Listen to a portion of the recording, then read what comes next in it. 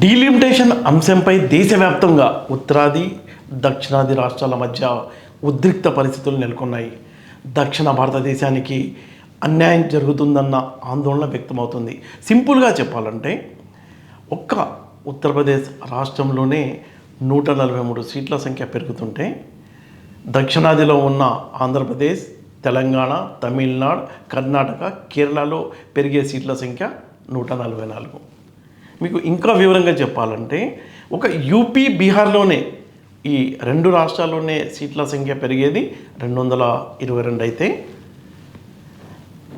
ఈ మొత్తం సౌత్లో ఉన్న మొత్తం రాష్ట్రాల్లో పెరిగే సీట్ల సంఖ్య 192. అంటే అక్కడ రెండు రాష్ట్రాల్లోనే 222 పెరుగుతుంటే మొత్తం సౌత్లో పెరిగేది 192. అంటే పరిస్థితి ఇంత సీరియస్గా ఆందోళనకరంగా ఉంటే దక్షిణాది రాష్ట్రాలన్నీ గొంతెత్తి అరుస్తుంటే ఏపీలో ఉన్న అధికార ప్రతిపక్ష నేతలు ముఖ్యమంత్రి చంద్రబాబు నాయుడు కానీ, డిప్యూటీ సీఎం పవన్ కళ్యాణ్, అలాగే ప్రతిపక్ష నేత జగన్మోహన్ రెడ్డి మౌనంగా ఉంటున్నారు.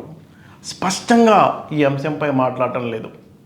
ఏపీలో కూటమి ప్రభుత్వం ఉంది కాబట్టి చంద్రబాబు, పవన్ కళ్యాణ్ సైలెంట్ అయిపోయారనుకుంటే జగన్ మౌనం వెనుక మతలబ్ గురించి మనం విశ్లేషించుకుందాం. ఒకటి, డీలిమిటేషన్ను ఒక అవకాశంగా మార్చుకోవాలని ప్రతిపక్ష నేత జగన్ చూస్తున్నారు.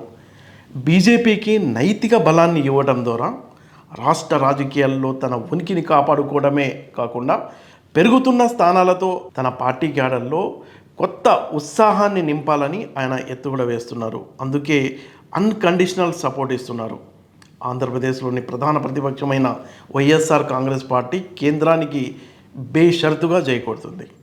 రెండవ అంశం ఏంటంటే ప్రాంతీయ ప్రయోజనాల కంటే పార్టీ సంస్థాగత బలోపేతానికే, అలాగే రాజకీయ అవకాశాల పెంపుకు వైసీపీ ప్రాధాన్యత ఇస్తున్నట్లు కనిపిస్తుంది. ఇక ఏపీలో అధికారం కోల్పోయిన తర్వాత జగన్మోహన్ రెడ్డికి కేంద్రంలోని బీజేపీ పెద్దల మద్దతు అనేది అత్యంత కీలకంగా మారింది. ఈ నేపథ్యంలో కేంద్రంతో ఘర్షణ పడడం కంటే స్నేహపూర్వకంగా ఉండడమే మేలని జగన్ భావిస్తున్నారు. డీలిమిటేషన్ వంటి కీలక బిల్లుకు మద్దతు ఇవ్వడం ద్వారా ప్రధాని మోదీ అలాగే అమిత్ షాల వద్ద తన విశ్వసనీయతను మరోసారి నిరూపించుకోవాలని ఆయన చూస్తున్నారు. నిజానికి ప్రతిపక్ష నేతకు ఒక మంచి అవకాశం. ఈ డీలిమిటేషన్ అంశాన్ని తీసుకొని చంద్రబాబును ఇరుకున పెట్టడానికి జగన్కు ఒక అద్భుతమైన అవకాశంగా చెప్పుకోవచ్చు. అయితే ఎన్డీఏలో భాగస్వామిగా ఉన్న చంద్రబాబు ఒకవేళ కేంద్రం దక్షిణాదికి అన్యాయం చేస్తుంటే దాన్ని గట్టిగా నిలదీయలేని స్థితిలో ఉంటారు. ఈ నేపథ్యంలో దక్షిణాది ఆత్మగౌరవం పేరుతో జగన్ ఉద్యమిస్తే చంద్రబాబు ఇరుకున పడాల్సి వచ్చేది. కానీ జగన్ ఆ రూట్ను ఎంచుకోలేదు. కారణం ఏంటంటే కేంద్రంతో స్నేహం కంటే బాబుపై పోరాటం చిన్నదని జగన్ భావిస్తున్నట్టు కనిపిస్తుంది. వైసీపీ ప్రాథమికంగా క్యాడర్ బేస్ పార్టీ.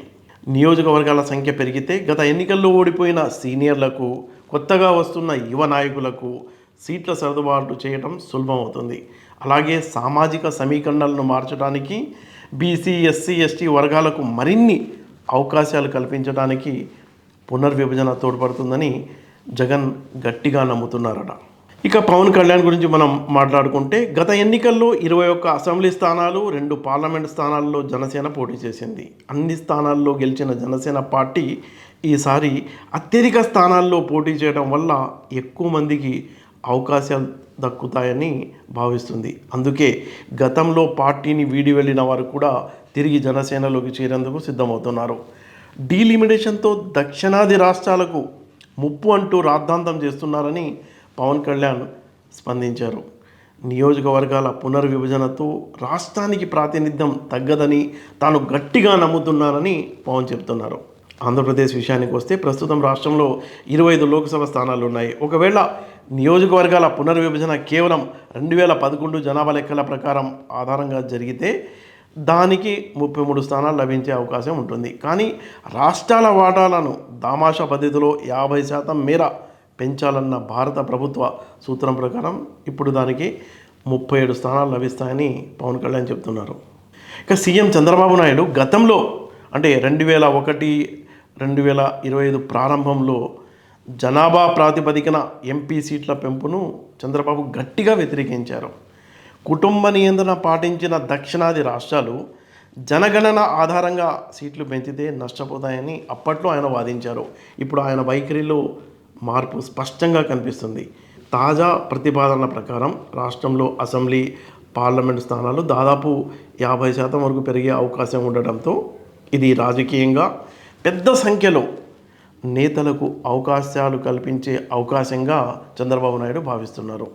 కేంద్రంతో సఖ్యత, రాష్ట్ర అవసరాలు, రాబోయే రోజుల్లో 50% పెరిగే సీట్లతో పార్టీ బలోపేతం కావడం వంటి అంశాలు ఈ మద్దతు వెనుక ఉన్న వ్యూహాత్మక కారణాలుగా కనిపిస్తున్నాయి.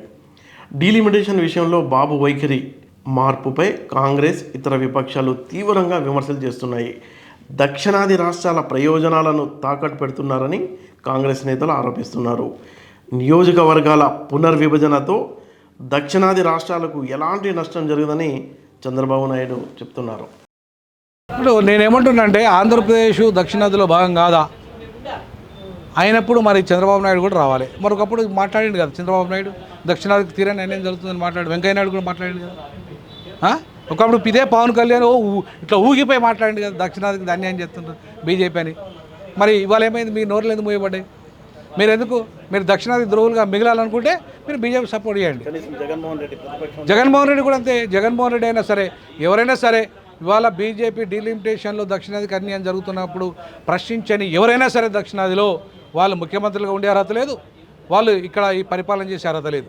కాబట్టి దక్షిణాదికి జరుగుతున్న అన్యాయాన్ని ప్రశ్నించని ఏ నాయకునైనా కూడా ఈ గడ్డ మీద హైదరాబాదు గడ్డ, ఈ గడ్డ capital city of south India, ఈ క్యాపిటల్ సిటీ ఆఫ్ సౌత్ ఇండియాలో ఖచ్చితంగా తిరుగుబాటు చేసి తీరుతాం. ఆత్మగౌరవాన్ని, దక్షిణాది ఆత్మగౌరవాన్ని కాపాడడానికి ఈ దేశ రెండవ రాజధానికి హైదరాబాద్ని చేయండి. అట్లాగే సుప్రీంకోర్టు బెంచ్ని ఇక్కడ ఇవ్వండి. అలాగే దక్షిణాదికి సంబంధించిన మీరు మాకు ఉప ప్రధానమంత్రి పదవి పోస్ట్ చేయండి. ఈ దక్షిణాదిలో మాకు డెవలప్మెంట్కు ప్రత్యేకంగా సౌత్ ఇండియా డెవలప్మెంట్ కౌన్సిల్ను పునరుద్ధరించండి. దానికి ఒక ఉప ప్రధానమంత్రి స్థాయి పోస్టు అవకాశం ఇవ్వండి, బడ్జెట్ కేటాయించండి. అంతే తప్ప మమ్మల్ని బానిసలుగా చూస్తూ ఉండండి, అట్లనే మేము బండి సంజయ్ లాగా బానిసలుగా ఉండండి అంటే ఉండే ప్రశ్నే లేదు. కిషన్ రెడ్డి లాగా ఉండాలంటే ఉండే ప్రశ్నే లేదని చెప్పేసి సందర్భంలో పవన్ కళ్యాణ్, చంద్రబాబు నాయుడు, అలాగే జగన్, వీటిని జనరల్గా మామూలుగా చెప్తుంది ఏంటంటే ఇది బీజేపీ అనేది. బాబు, జగన్, పవన్, బీజేపీ అంటే బీజేపీను వాళ్ళు వేరు కాదు అని గతం నుండి చాలా పెద్ద ఎత్తున వాళ్ళ మీద ప్రచారం ఉంది. ఆచరణలో అదే రుజువు అవుతున్నటువంటి పరిస్థితి ఉంది. వాళ్ళది పూర్తి బాధ్యతారాహిత్యము. ప్రజాస్వామ్యానికి వ్యతిరేకంగా వాళ్ళు ఉన్నారు, ప్రజా అభిప్రాయానికి వాళ్ళు వ్యతిరేకంగా ఉన్నారు. ప్రజలు వాళ్ళకు కంపల్సరీ బుద్ధి చెప్తారు రాబోయే ఎన్నికల్లో. ఇవాళ ఆంధ్రప్రదేశ్లో వాళ్ళు రాజకీయంగా ఆలోచించడం లేదు. ఇవాళ చంద్రబాబు కానీ, పవన్ కళ్యాణ్ కానీ, జగన్మోహన్ రెడ్డి వాళ్ళందరూ కూడా వాళ్ళ పదవి వ్యామం, వాళ్ళ స్వార్థం, పదవిని కాపాడుకోవడం, వాళ్ళ వీర విధేయులుగా ఇవాళ ప్రధానమంత్రి నరేంద్ర మోడీ గారికి ఈ 3 పార్టీలు పోటీపడి వీర విధేయులుగా ఉంటున్నారు. అందువల్ల ఇవాళ స్పష్టంగా బయటికి రావాలి. వాళ్ళు ఈ పేరుతో దక్షిణాది వైపు ఉంటారా, నరేంద్ర మోడీ వైపు ఉంటారా తెలుసుకోవాల్సిన సమయం ఆసన్నమైంది. ఇది చాలా బాధాకరమైనటువంటి అంశం. రాష్ట్రానికి నష్టం జరుగుతుంది, ఆంధ్రప్రదేశ్ కూడా నష్టం జరుగుతుంది. అది దక్షిణాది రాష్ట్రాలకే కాకుండా స్వయంగా ఆంధ్రప్రదేశ్ రాష్ట్రానికి కూడా నష్టం జరిగేదే కాకుండా అప్రజాస్వామిక పద్ధతుల్లో జరుగుతున్నప్పుడు వాటిని వ్యతిరేకించాల్సినది పోయి దాన్ని సమర్థించాలని చెప్పి అన్ని పార్టీలకు లేఖ రాశాడు ఆయన. మిగతా పార్టీలను కూడా ఈ రిజర్వేషన్స్కి మద్దతు ఇవ్వండి, మహిళా రిజర్వేషన్కు మద్దతు ఇస్తే అభ్యంతరం లేదు. డీలిమిటేషన్ విషయంలో దేనికి మద్దతు ఇవ్వాలా, ఏ ప్రాతిపాదికన మద్దతు ఇవ్వాలా, కనీసం ఇంత సీనియర్ నాయకుడికి కనీసం ఇంగిత జ్ఞానం ఉండాలి కదా. ఏ ప్రతిపాదిక లేకుండా పెట్టేటప్పుడు చూసినప్పుడు బీజేపీకి ఏజెంట్గా, దళారిగా మారాడనేది కనబడుతుంది తప్ప అది చంద్రబాబు నాయుడు కానీ, పవన్ కళ్యాణ్ కానీ, జగన్ కూడా దీన్ని వ్యతిరేకించలేదు కాబట్టి ఆయన పరిస్థితి కూడా అదే కనబడుతుంది. కాబట్టి ఇప్పటికైనా సరే వాళ్ళు ఆలోచించాలా. వీటన్నిటినీ బీజేపీ చేసే ఈ విషయమే కాదు, అన్ని విషయాల్లో బీజేపీ అప్రజాస్వామికం ఉంది.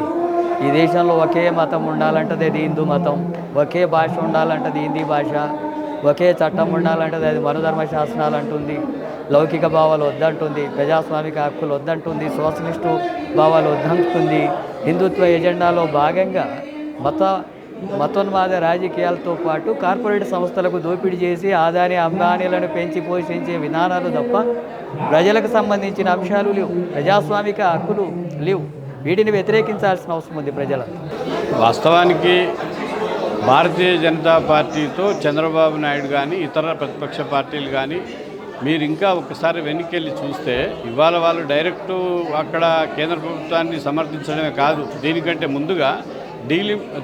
ముందుగా వచ్చినటువంటి జిఎస్టీ బిల్లును సమర్థించారు, అట్లాగే డిమానిటేషన్ బిల్లును సమర్థించారు.